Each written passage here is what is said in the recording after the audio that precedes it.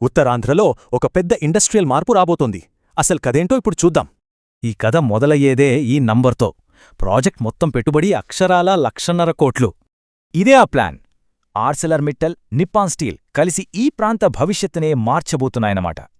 ఇండియాలోనే ఇది అతి పెద్ద greenfield steel plant. Anakapalli రూపురేఖలే మారిపోతాయిక.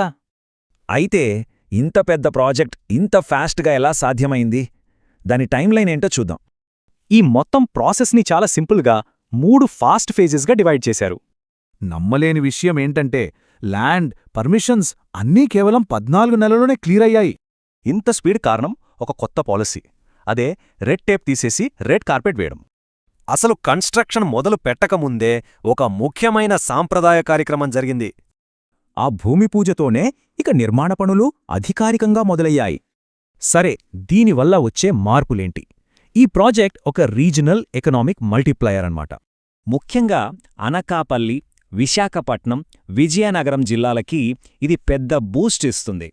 Main targets రెండే: లోకల్గా జాబ్స్ క్రియేట్ చేయడం, బిజినెస్ని సులువు చేయడం.